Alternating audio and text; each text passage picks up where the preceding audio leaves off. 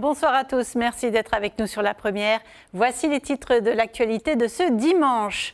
Les îles de la Société, une bonne partie des Tuamotu et les Australes placées en vigilance jaune. Les fortes pluies et la houle n'épargnent pas Tahiti. La police et les pompiers ont dû gérer quelques dégâts à terre et surveiller les surfeurs. Marguerite Lai et Miriama Bono récompensées pour leurs carrières exemplaires. Elles ont été promues dans l'ordre des arts et des lettres pour leur contribution à la culture. Portrait croisé dans ce journal. La culture et les langues polynésiennes qui ne doivent pas tomber dans l'oubli et continuer de rayonner localement mais aussi à l'étranger. Des startups mises sur Internet et l'intelligence artificielle. Dans tout Arosport, ce soir, du MMA avec les 12 combats de l'Octofighting League, du VAA avec la victoire de Shell lors de la Coupe de l'Environnement ou encore de la natation. David Chang est avec nous ce soir pour vous présenter l'actualité sportive. Pour terminer, nous remonterons le temps jusqu'en 1997. Notre Fénois d'avant nous emmène à Apataki, au Tuamotu, où l'autonomie alimentaire n'était pas un vain mot. Sur le motu Tamaro et son sol corallien, la famille Lo faisait tout pousser. Les Australes, les îles sous le vent et le sud des Tuamotu placés en vigilance jaune par Météo France. À Tahiti, des aires de stationnement de l'aéroport ont été inondées, des rivières sont sorties de leur lit, le lagon a viré au marron par endroits.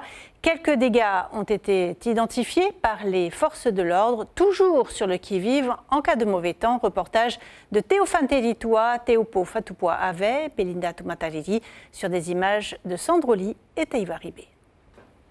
Les Trois Cascades, ce n'est pas seulement sur la côte est. Sur la côte ouest aussi, des chutes d'eau sont apparues après le déluge de ce matin. Il n'y a pas de quoi décourager cette vendeuse de pois rôtis. Ça va, il n'y a pas de vent, c'est que la pluie, ça n'arrête personne, c'est que de l'eau. Il y a toujours des clients qui viennent pour café le matin, quoi. Malgré tout, la situation aurait pu être bien pire. La pluie est encore en cause, provoquant peut-être un glissement de terrain à Punawiya. Sur la plage de Papara, les surfeurs les plus téméraires se sont jetés à l'eau, tandis que d'autres ont préféré rester sur le sable. Il peut faire peut-être un petit peu froid, mais c'est ça le seul gros inconvénient. Après, s'il pleut vraiment fort, la visibilité elle est dure quand tu es sur la vague, mais au moins il fait moins chaud. Les policiers municipaux de Papara, eux, sont en alerte.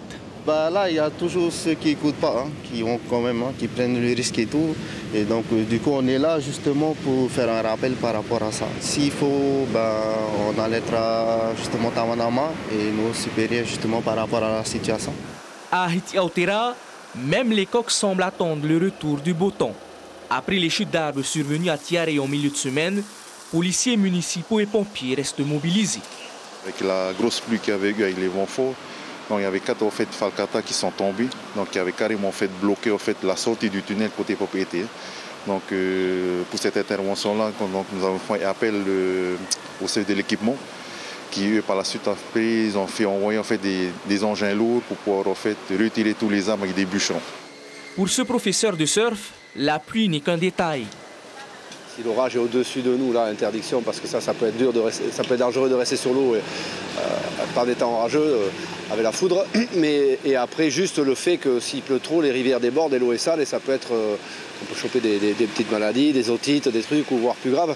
Selon Météo France, le ciel restera chargé avec des averses prévues sur les côtes est et sud de Tahiti. Le vent soufflera entre 60 et 70 km/h, accompagné d'une houle d'1,50 m à 2 mètres. La pluie qui n'a pas empêché le Haut Commissariat de célébrer la journée nationale du souvenir des victimes et des héros de la déportation. Chaque dernier dimanche d'avril y est consacré. Des gerbes de fleurs ont été déposées au pied du monument aux morts par les représentants de l'État et le président Broderson. Face aux conflits en Europe et au Moyen-Orient, les anciens combattants rappellent combien il est essentiel de se souvenir pour éviter à tout prix de revivre les horreurs de la Shoah.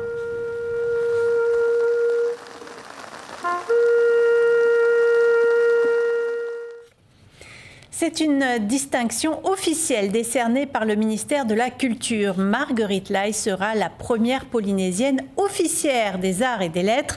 Miriama Bono, elle, sera faite chevalière. L'artiste et la chorégraphe sont récompensés pour leur investissement et leur participation au rayonnement de la culture polynésienne dans le monde. Portrait croisé signé Lucille Guichet et Marcel Bonneau. Myriama Bono et Marguerite Lai, l'une passionnée d'art contemporain, l'autre de danse et de tradition, deux femmes ancrées dans la culture polynésienne. Myriama Bono vient de réaliser son rêve, ouvrir son atelier d'artiste. Elle qui a suivi des études d'architecte pour rassurer son père, aspire depuis toujours à peindre chaque jour. L'ancienne directrice du musée de Tahiti et des îles, présidente de l'association du FIFO, se consacre désormais entièrement à son art, ici avec des pigments naturels, de la terre et de la noix de bancoule. Pour moi, c'est très important de pouvoir partager ses passions, de pouvoir montrer son travail. Et voilà, je suis un peu à l'opposé du peintre solitaire. Moi, j'aime peindre avec les autres, j'aime qu'il y ait du monde qui vienne dans mon univers et j'aime le partager. Myriama Bono collabore avec de nombreux artistes, organise des ateliers créatifs et donne des conférences à l'étranger. Au mois de mai, elle participera au salon Révélation à Paris, au Grand Palais. Déjà médaillée de l'Ordre national du mérite, cette distinction de chevalière des arts et des lettres sonne comme une reconnaissance. Ça fait sens aussi pour moi qu'on soit deux femmes, parce qu'il y a beaucoup de femmes engagées dans la culture et que j'espère que ça donnera du courage et des envies à d'autres jeunes filles de s'investir pour leur pays et puis surtout de vivre leur passion. L'engagement avec passion et détermination, c'est aussi ce qui rythme la vie de Marguerite Lai. Depuis 50 ans, la danse et la culture la portent. Heiva, événements internationaux, sa troupe au Tahiti voyage aux quatre coins du monde et côtoie les chefs d'État. Si l'univers a décidé que tu vas faire, c'est ça, tu vas faire quelque chose, tu as été nommé pour faire quelque chose, tu as beau essayer de te faufiler ou de partir, tu sais, après tant d'années, je ne me pose plus de questions, c'est que j'ai été choisi pour être dans ce domaine-là. Élevée par les bonnes sœurs de la mission, la jeune Marguerite découvre la culture polynésienne à l'école catholique. Aujourd'hui, sous le regard bienveillant de Coco Hota Hota et Madeleine Moua, elle conserve précieusement ses 9 prix du Heiva. Elle dédie cette distinction de chevalière des arts et des lettres au monde culturel. Je suis fière de l'avoir, mais je l'ai pour tout le monde culturel de la Polynésie, surtout. Je pense que ce n'est pas Marguerite Lai qui a été décorée, c'est mon pays entier, mon peuple entier, la culture entière de mon pays. Déjà décorée de l'Ordre national du mérite et chevalière des arts et des lettres, Marguerite Lai devient la seule Polynésienne à accéder au grade supérieur d'officière des arts et des lettres. La culture polynésienne intrinsèquement liée aux langues polynésiennes, des langues qui voient leurs locuteurs diminuer d'année en année. Comment assurer leur longévité? Les jeunes s'emparent des nouveaux outils comme l'IA pour préserver mais aussi exporter nos langues, nos danses ou encore nos légendes. Entre conservation et rayonnement, entre tradition et modernité, les nouvelles technologies sont utilisées à bon escient. Le reportage de Corinne Tehetia et Hubert Liao. Taarona. Une simple application pour apprendre notre langue, c'est désormais possible avec la plateforme Ereo. L'objectif, sauvegarder nos langues polynésiennes. Il y a 7000 langues dans le monde, une langue qui disparaît toutes les 2 semaines.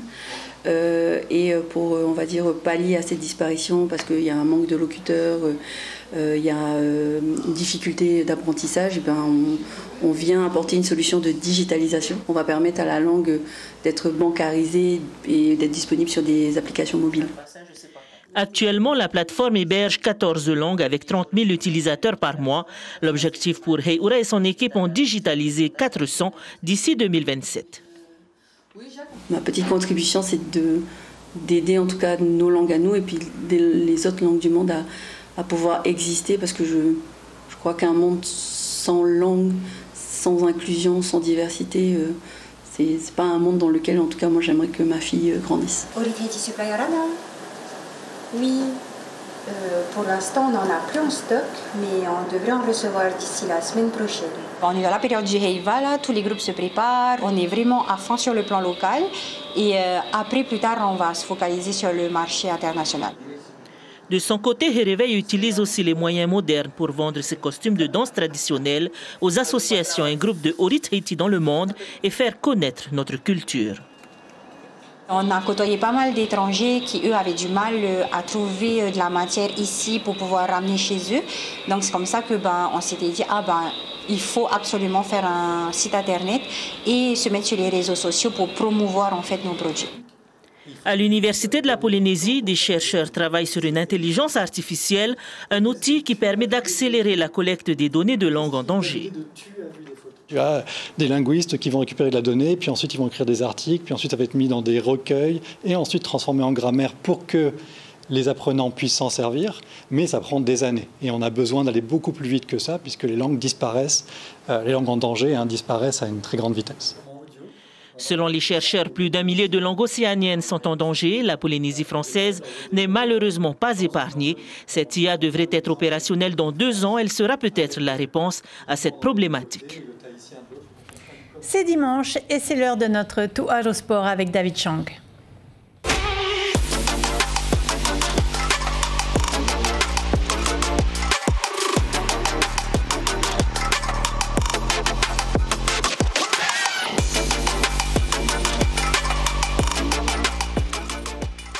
Bonsoir à tous, on entre directement dans le vif du sujet. C'est l'un des événements de l'année en termes de sport de combat. L'Octo Fighting League s'est déroulé hier soir à la salle Makonena. Le public a répondu présent pour assister à cette soirée qui comportait pas moins de 12 combats à Ihoe et Yaorana. Yorana David, et parmi les 12 combats prévus, nous retiendrons la belle performance de Kahanu et Hiihau, 6 ans et 4 ans seulement. Nous reviendrons également sur le combat des Wallisiens face aux Tahitiens et bien sûr le combat principal qui opposait notre Aito Julian Schluch et le Néo-Zélandais Juan. Petit par la taille mais grand par le talent. C'est ce que Hiihau, cheveux châtains et Kahuna ont démontré. Pour eux, les coups à la tête sont interdits. La technique et l'analyse du combat priment. Au bout de 3 rounds d'1 minute, Hiihau est le grand vainqueur. Son grand frère, il fait de la boxe anglaise. Après lui, quand il a grandi, il voulait faire le MMA. Il n'est pas vraiment pour la boxe. Et plutôt ça, son rêve. Ce soir, les Wallisiens réalisent un sans faute. En moins de 95 kg, Tameha Vaitanaki est d'abord perturbé par Moïse Fortin avant de renverser la tendance au second et dernier round. Son compatriote Irman, lui, conclut son combat par soumission en moins de 100 kg. Ce soir, c'est une première pour lui à tous les niveaux.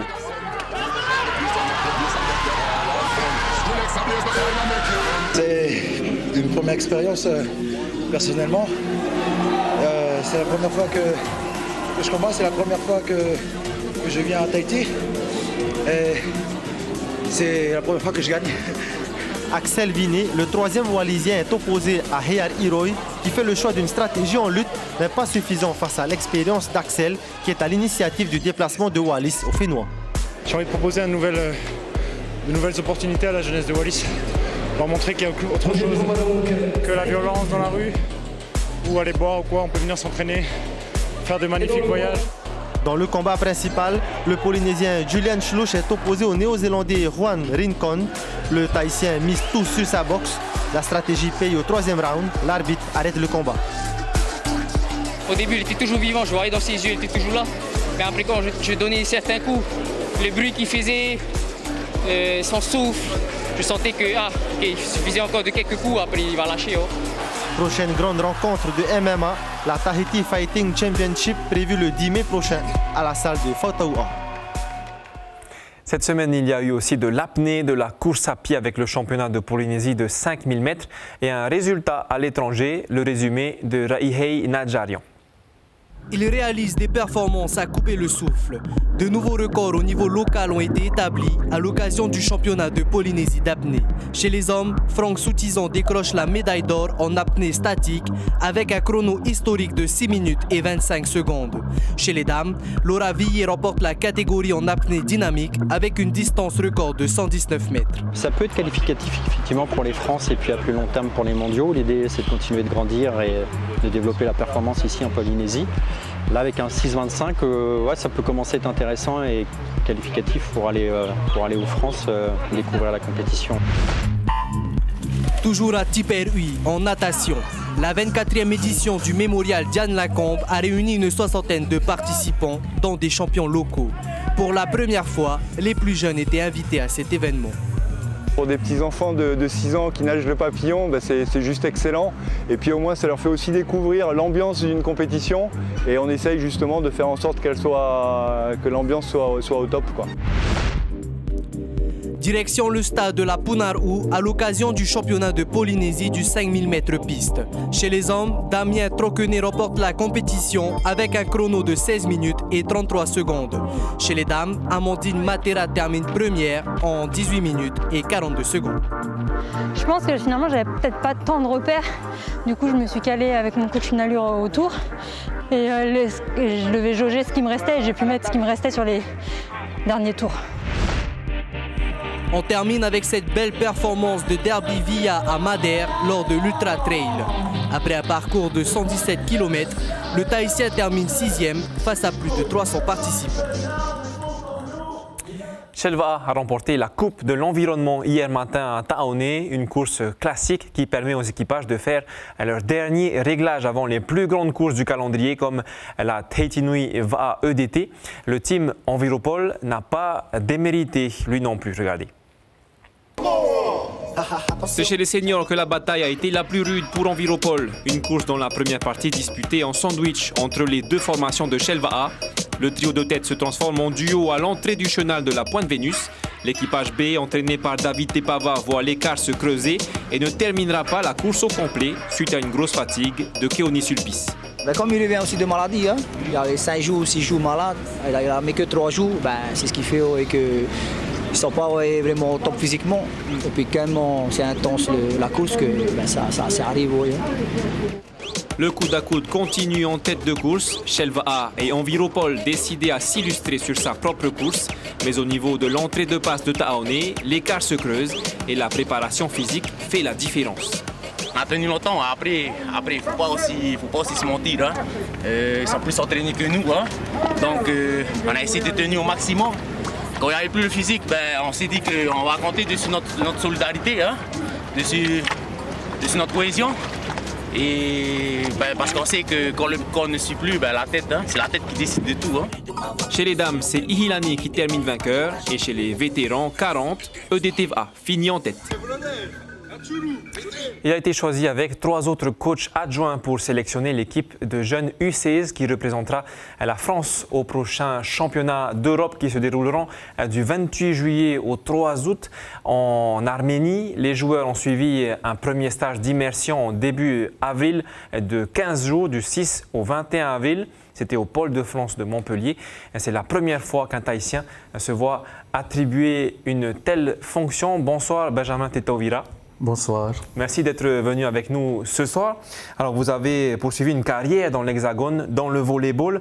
Vous nous l'avez dit au début du mois dans une interview. Vous êtes comme dans un rêve. Comment s'est passé ce stage d'immersion avec ces jeunes? Déjà, au tout début, c'était vraiment un privilège de participer à ce stage en immersion avec l'équipe de France, d'être appelé pour soutenir l'entraîneur actuel. C'était énorme, énorme. Ouais. La formation de ces jeunes-là, dites-nous en plus un petit peu comment ça s'est passé, combien de jeunes, à quoi ressemblent les entraînements? Au début du stage, il y avait 17 jeunes au début et ensuite il y avait eu une sélection de 14 joueurs. Et c'est à partir de là que les choses sérieuses ont commencé. Il y avait des entraînements deux fois par jour. 3 heures le matin, 3 heures l'après-midi. C'était vraiment intense. Il y a une différence par rapport aux entraînements ici en Polynésie? Oui, il y a vraiment une grande différence, surtout que là-bas, c'est le haut niveau. Et ici, il nous reste beaucoup de choses encore à apprendre. C'est quoi qui fait la différence? C'est le volume d'entraînement? C'est le volume d'entraînement, c'est la discipline. Ouais. Là-bas, les gars, ils sont très disciplinés. Et c'est ce qui fait la différence entre là-bas et ici. Et le volume d'entraînement, on a quoi par exemple? On a 2 fois plus d'entraînement? 2 fois plus d'entraînement, 6 entraînements par jour. Et le volume, il est vraiment énorme.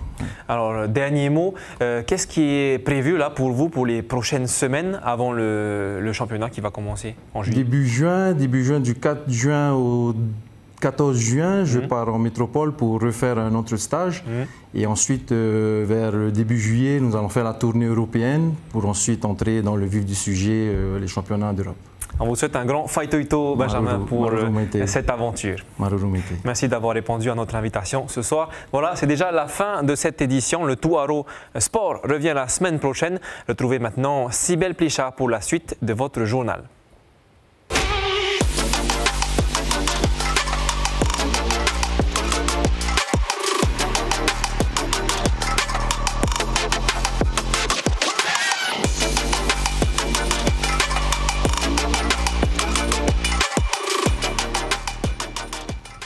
Et merci beaucoup David. La population de Nukuhiva s'impatiente face à l'état du quai de Taiorae. L'infrastructure est vieillissante, or c'est un point névralgique de l'île, voire de l'archipel. Récemment, une partie du quai a été fermée au public en raison d'un risque d'effondrement. Il devient trop petit pour faire face au débarquement quotidien de passagers, sans compter les accostages périlleux causés par la houle. Le maire de Nukuhiva, Benoît Kautaï, ne cache pas son agacement et son impatience. Il le dit à Marie Curva. Actuellement, il y a un projet de construction d'une marina ici dans la baie de Taiorae. Pourquoi? Parce qu'on a un quai qui n'est plus adapté, qui date de plusieurs années, de 50 ans. Et actuellement, il y a plein d'activités, que ce soit au niveau des commerces, que ce soit au niveau des pêcheurs. Non-pêcheurs, c'est tous les jours, ils vont à la pêche. Donc les arrivées des paquebots, les débarquements des touristes, les débarquements de nos malades qui viennent des îles, bien sûr, sans compter une centaine de voiliers dans la baie de Nukuhiva. C'est pour ça que la commune a sollicité comme le pays et l'État de faire quelque chose. Oui, une étude vient d'être lancée pour évaluer la possibilité d'un meilleur agencement du quai.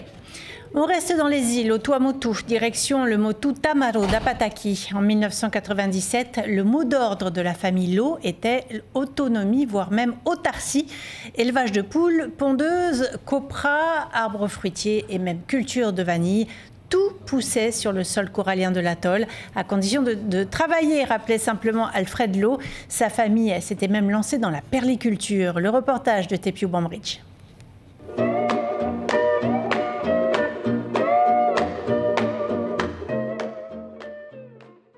Installés depuis 1992 sur un motu d'Apataki, Alfred et Sam Lo ont énormément diversifié leurs activités. D'abord, pour coller à la réalité des Tuamotu, ils ont développé une exploitation de copra. Leur production tourne autour de 200 kg par mois. Leur copra est de premier choix car ils ont su s'adapter aux exigences de l'huilerie de Tahiti. Mais la curiosité naturelle et le goût du travail ont poussé cette famille à planter arbres fruitiers et vanille. Un pari qu'ils ont largement remporté puisqu'aujourd'hui, ils arrivent à satisfaire les besoins de l'île. Tout le monde peut le faire, il suffit d'avoir un peu de courage et puis, en tout cas, il n'y a pas de secret, il faut travailler. Et vous arrivez à vivre de toutes ces activités? Ouais, on arrive à vivre avec. La preuve, c'est qu'ici, tu peux consommer des œufs frais sur Apataki, tu as de la vanille qui pousse sur une île corallienne, c'est incroyable. On s'est mis à faire de la vanille comme ça, avec ce qu'on trouve aux côtés, du bourre de coco et puis quelques piquets en fer, et puis on s'est lancé comme ça. Grâce au poulailler de la famille Lo, le village d'Apataki a des œufs frais chaque semaine et le surplus est expédié à Aratika et To'au. Mais l'activité première des Lo reste la perliculture, un domaine dans lequel Alfred et sa famille travaillent depuis 1988 et qui a nécessité l'embauche de 2 ouvriers. Aujourd'hui, après 9 ans d'expérience, la ferme perlière des Lo a atteint sa vitesse de croisière. Elle produit en moyenne 4 à 5 récoltes l'année, soit plus de 6000 perles. Demain sur Polynésie, la première radio, ne manquez pas l'invité café après le journal de 7h. Ibrahim Ahmed Aziz recevra Mireille Duval, secrétaire générale de la Fédération des interprofessionnels des services de santé. L'actualité de ce dimanche a été marquée par les mauvaises conditions météo un peu partout en Polynésie. Météo France a placé les îles de la Société et une grande partie des Tuamotu et les Australes en vigilance jaune. À Tahiti, la vie a continué, mais les services municipaux n'ont pas chômé pour dégager les routes ou surveiller les surfeurs. On reste au chaud ce soir devant la première avec tout d'abord le téléfilm Gaby Douglas, une médaille d'or à 16 ans, puis le documentaire Devenir bleu. À la une de Tahiti Info demain, Géros actif un nouveau levier pour la décolonisation. Ainsi s'achève cette édition. Demain, vous aurez le plaisir de retrouver Vito Tapho et Marouki Duri aux commandes de vos journaux. Excellente soirée sur nos antennes et à bientôt.